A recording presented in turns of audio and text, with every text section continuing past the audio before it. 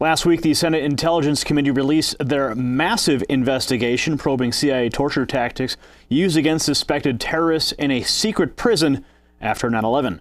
While many senators warned of a political fallout overseas and a heightened risk of terrorist attacks here at home, the largest reaction has been the voice of the American people.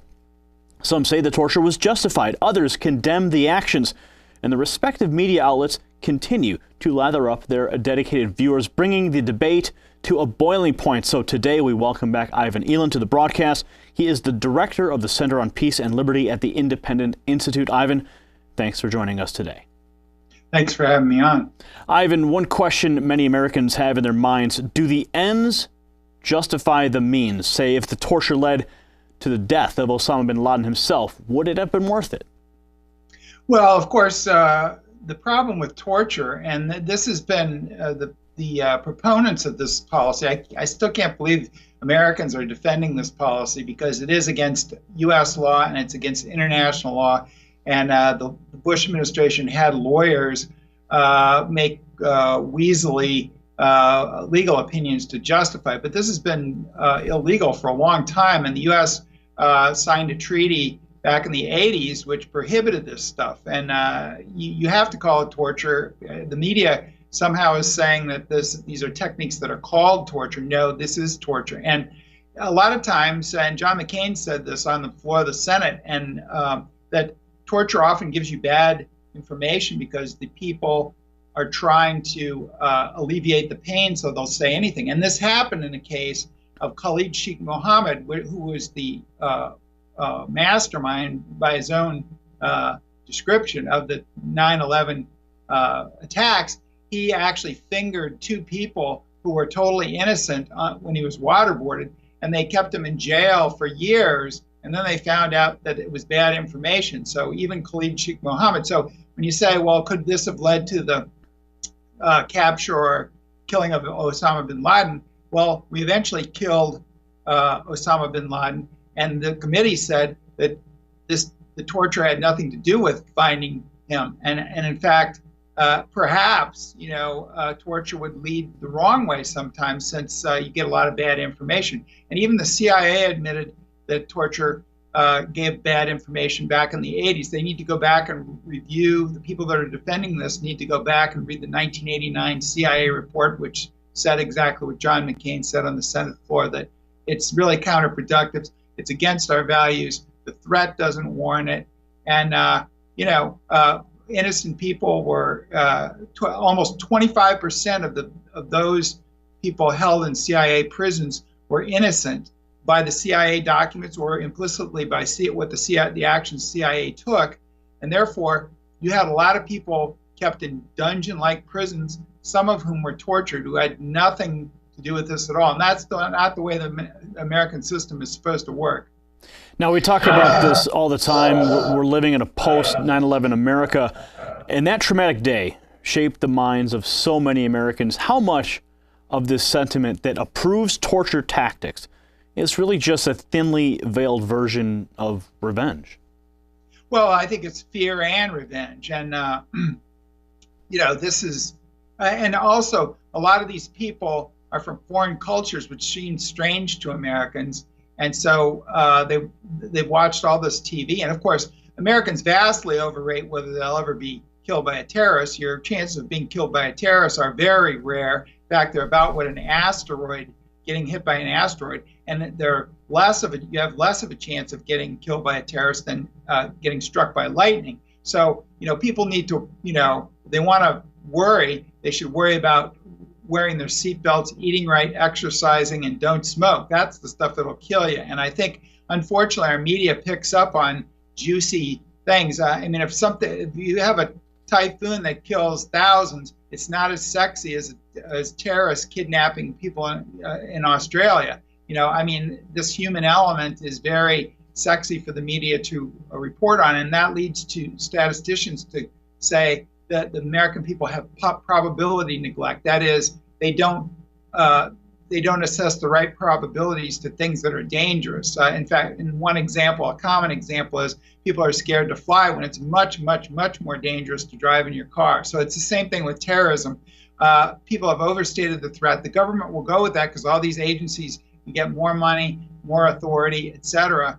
And unfortunately, there's no break on this except maybe commercial interests at the airport saying if you make it too hard for people to fly, they won't fly. So that pushes back a little bit. But unfortunately, we've kind of gone berserk after 9/11 on a lot of this stuff. And very frankly, torture is one of the main things that should be corrected.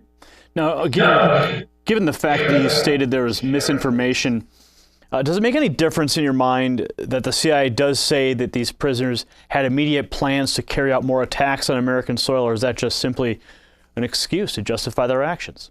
Well, I'd like to see the proof of that. I mean, the committee went through, they looked at 6 million CIA internal documents, which if you know, I've been out at the CIA before. I used to do intelligence oversight myself. And they'll obfuscate and they'll block everything that the Congress tries to get. So this is absolutely amazing. They look at 6 million CIA internal. That's very exhaustive. And there are 20 cases that the government put forward, the CIA put forward, that they said this torture led to, the nipping in the bud of a terrorist plot or the catching of somebody. All 20 of those, the committee said weren't true, and they were exaggerated, or they simply didn't pan out. So if they have this information that this has led to the miraculous stopping of some plot, they haven't produced the evidence. And in a republic, the presumption has to be against torture, since it's against U.S. law and it's against the international treaties that Ronald Reagan signed in the 1980s and the U.S. Senate ratified.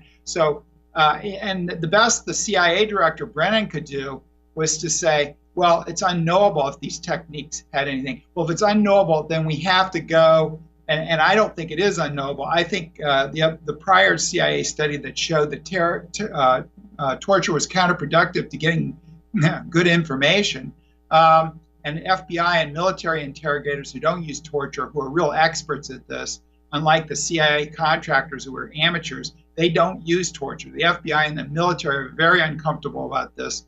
And I just think that we have to err on the side of no torture if it's even unknowable, which is the best rendition of this whole thing. So I think the military doesn't like torture for 2 reasons. If Americans torture, that gives it a foreign power and excuse to torture our people if they're captured. And of course, ISIS has already waterboarded people and done a propaganda video about it. So they are already doing that. The second reason that the military doesn't like this is because it makes the enemy fight harder, because they don't want to surrender to Americans because they think they'll be tortured. They're going to operate like the Imperial Japanese did, fight to the death. And how many more Americans were killed by that? So more service people are going to be killed if the U.S. tortures. And that's why the military, and especially the military lawyers, they really fought the torture policy really hard. Now, most Americans assume that the Senate Intelligence Committee has a certain amount of intelligence. They're expected to know what they're doing and why they're doing it. It's obviously a turbulent time in the Middle East. Do you have any idea why they chose to release this report when they did?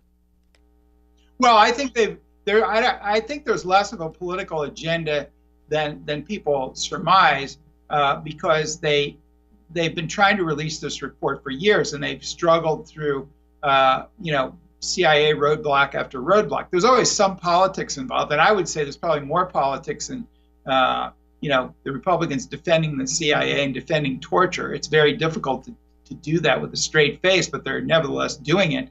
But I think, there's no good time to release this report, and if there could be some retaliation overseas by terrorists. But if we do these types of things, we have to expect that. If we talk about releasing the report, in a republic, we need to know what's going on. We need to know when the government's operating outside the legal bounds, which is this. And, that's more important than even a terrorist attack overseas in response to this. Now, there haven't been any, and let's hope there's not any.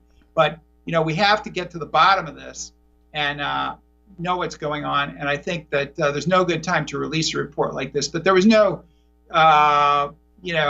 political motivation as to the time this came out. I think if there was, it It was that the fact that they never get it released after the Republicans take over Congress, that may have been a factor in it. But I don't think there's any political agenda as far as timing this to achieve some larger political objective. Now, if senators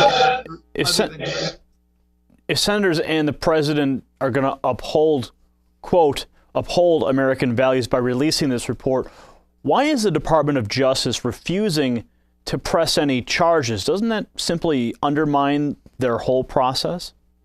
Well, I think that's true. And there's also a Justice Department investigation out there, which the documents haven't been released. And there's also an internal CIA investigation under Director Panetta, which apparently, we don't know, but apparently people who've seen it have said they corroborate what the Senate Intelligence Committee has said. Those documents have not been released. Those should be released. And yes, if people should be prosecuted, if we really want to prevent this from happening again. I think, the Church Committee hearings in the 70s caused the CIA and the NSA and FBI and people who committed domestic spying, they caused them a pause. But I think if you really started arresting people for violating the law, that would do it. But I think the Obama administration doesn't want to wreck CIA morale. Now, if the CIA didn't do anything wrong, then Mr. Rodriguez shouldn't have. Why did he destroy the tapes of some of the torture that was going on, the interrogations? So that's obstruction of justice right there. And that's a case that they don't have to look very hard to prosecute, but they have. And frankly, that this came from the top. It was an open policy. So therefore, because the president ordered it, must be okay. That's a Richard Nixon type of defense. And I think what about even after this report came out, former Vice President Dick Cheney said he would do it all over again. There is a group of very powerful people who not only endorse the CIA torture, but they have no fear of doing it again if they feel they can get away with it. We have to believe that they will. Do you think the CIA feels rebuked? Are they going to change anything in how they retrieve information?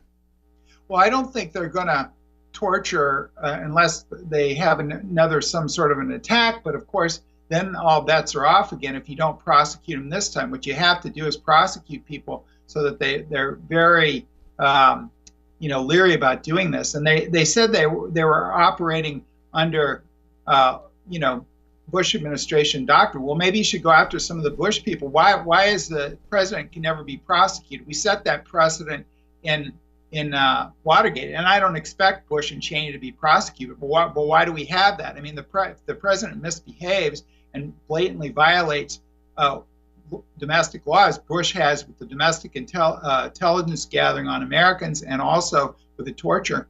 They clearly violate the law. Perhaps they should be prosecuted. And I just had one thing.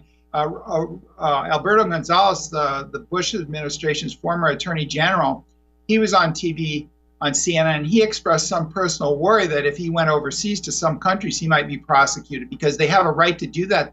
The countries that have signed the International Torture Convention Against Torture and other mistreatment, they can prosecute, or the countries that had these prisons that the torture was done on their territory could also prosecute people, including right up to President Bush. So the problem is with that is that no one wants to prosecute. The international justice is sort of political. We see them going after African countries or leaders of Serbia, small countries, but prosecuting the former head of a major superpower would be very difficult politically. But there may be somebody out there that tries to do it. All right, Ivan, once again, thanks for joining us on WHDT. Thank you. That was Ivan Eland. He is a senior fellow and director of the Center on Peace and Liberty at the Independent Institute. You can find out more about him at independent.org. Up next, we'll have today's special reports, and Amanda Gabriel is standing by to give you your daily digital report. You're watching WHDT.